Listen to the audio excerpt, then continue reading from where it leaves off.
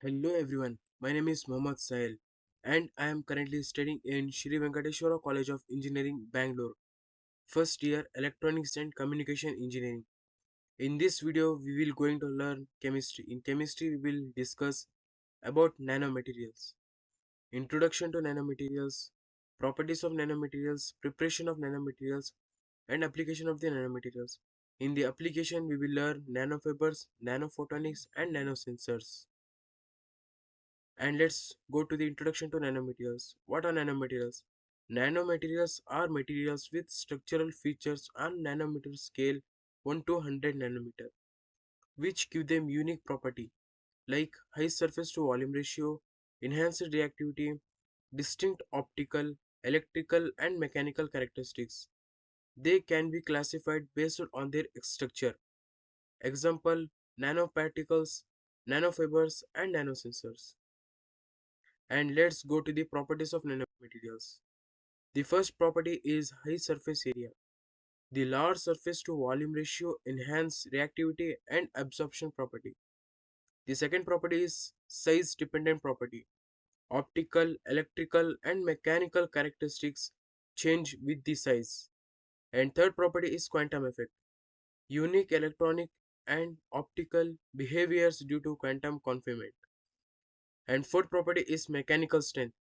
Exceptional strength and flexibility. Example, carbon nanotube. Fifth property is electrical conductivity. High conductivity in materials like graphene, tunable in others. And the thermal conductivity. Enhanced or reducible thermal conductivity based on the structures. And the optical properties. Strong light absorption, photoluminescence, and tunable colors. And the last property is magnetic properties. Super paramagnetism and adjustable magnetic behavior.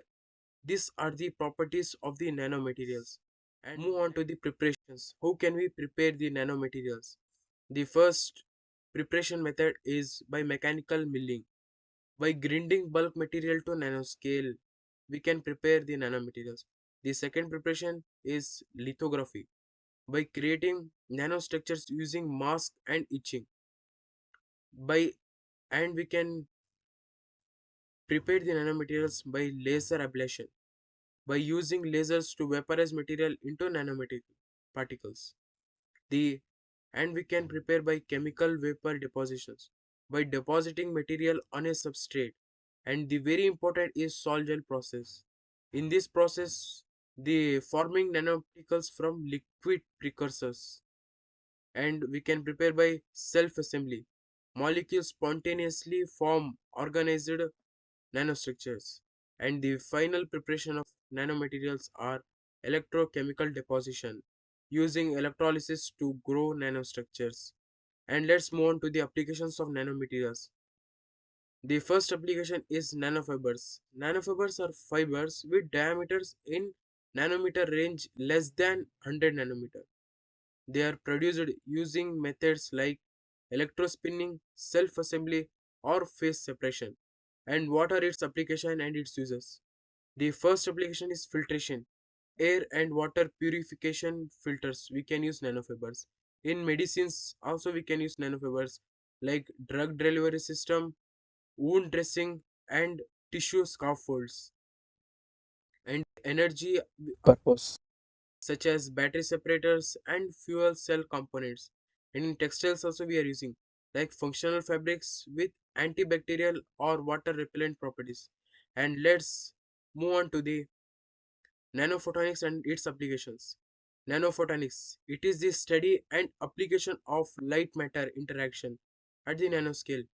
It involves manipulating light using nanomaterials to achieve unique optical properties such as enhanced absorption, scattering, and emission.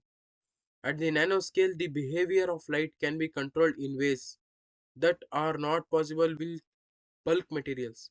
What are its applications of nanophotonics? The first application is optical communication. We can use by enhancing the speed and efficiency of optical fibers for data emission. And the second is biosensing and diagnostics. Highly sensitive sensors for detecting biomolecules or pathogens. And in solar cells also we will use. for improving the efficiency of solar energy conversion through absorption. And in LEDs and displays, we are using nanophotonics for creating more efficient and brighter light emitting device. And the photonic devices for miniaturized components for lasers, sensors, and modulators in photonic circuits. And lastly, we will use nanophotonics in imaging and sensing.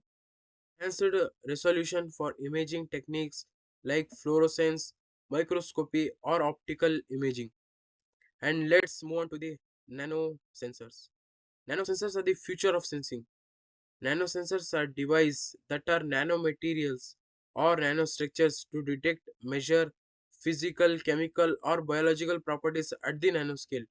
Due to their small size, high sensitivity, and unique properties, nanosensors can detect minute changes in the environment that traditional sensors might miss. And let's go to the applications of nanosensors. In healthcare, we will use nanosensors for detection of diseases such as cancer biomarkers, glucose monitoring, and the environmental monitoring. We use nanosensors for detecting of pollutants and toxins in air, water, and soil. In the food safety, we will use nanofibers for identification of contaminants and pathogens in food products. For security and defense, for the detection of explosives and chemical or biological threats, we will use nanosensors. And last, it is used in the industrial application for monitoring of manufacturing process and detecting the leaks or harmful gases. We will use the nanosensor.